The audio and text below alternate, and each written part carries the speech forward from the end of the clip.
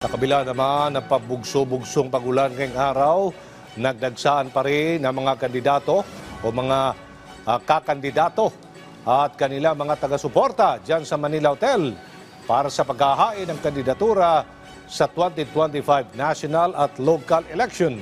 Kumuha tayo ng update live mula sa Sentro ng Balita ni Luisa Erispe. Luisa!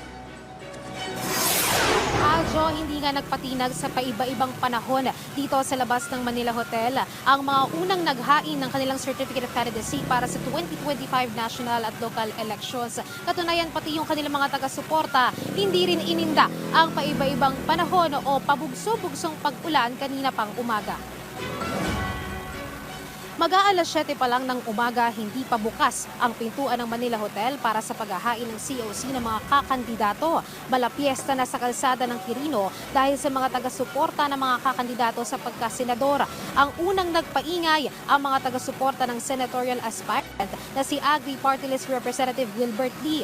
Gamit ang mga tambol, mas lumakas pa ang sigawan sa labas ng mga taga-suporta. Hindi rin naman nagpatinag ang mga nais makasungkit ng pwesto na party list tulad ng Makabayan Party List na may patambol pa at may parada. At ang iba pang party list naman, nagkaroon din ng programa sa labas mismo ng Manila Hotel. Bukod naman sa maiingay na mga nais kumandidato, meron ding mga simple lang na naghain ng kanilang kandidatura. Tulad ng isang matanda na mag-isa lang naghain ng kanyang COC na siya pa ang naghawak ng sarili niyang karatula. At may vlogger din na kumandidato o kumakandidato bilang isa ring senador. Marami na akong beses na nag-file ng COC na di-disqualify. Pero ngayon, may kausap na ako sa IPA office magtatanggol sa akin sa disqualification. Din po natin na magtayo ng 24/7 na magmo-monitor sa mga fake news. Kasi po napakalaking problema po niyan. Ngayon po wala pong nagbabantay, wala pong nagmo-monitor. So yan po yung sa mga unang gagawin po natin. Magtatayo po tayo ng 24/7 na office kung saan po pwedeng mag-report, pwedeng isumbong yung pong mga fake news.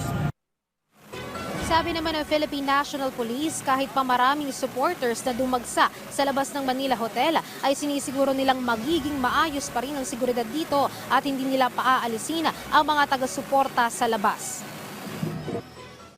Napakiusapan lang namin to doon lang sila sa isang side at magbigayan na lang, no? At para hindi rin makaabala doon sa ibang papunta na ibang grupo to support their candidates. Aljo, sa kabuuan, nasa 124 na pulis ang idineploy dito sa labas ng Manila Hotel para siguruhin nga yung seguridad dito. Tinanong natin kanila ang Manila Police District kung mag-o-augment pa ba sila ng kanilang puwersa sa mga susunod na araw dahil inaasahan nga na mas darami pa yung maghahain ng kanilang kandidatura. Pero sabi naman ngayon ng Philippine National Police ay nakikita nilang sapat pa yung kanilang puwersa. Aljo. Luisa, yung si Ginong Magtira, di ba, na-deklara na rin yung nuisance candidate last election. Anong panutunan ng COMELEC dito?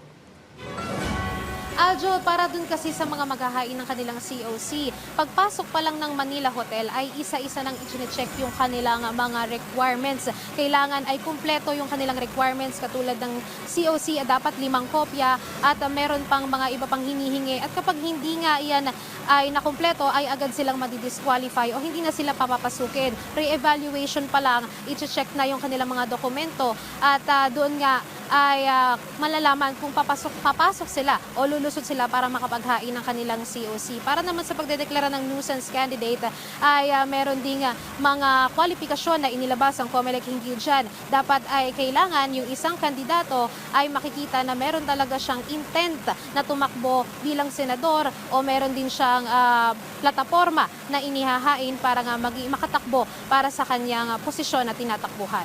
So, malalaman natin yan after ng filing ng COC. I-assert niya ng COMELEC. Tama ba? Aljo, ilalabas ng COMELEC yung final list ng mga kandidato sa November at dadaan yan sa vetting process para nga makumpirma nila kung ito ba ay nuisance candidate o hindi. Aljo. Maraming salamat, Luisa Erispe.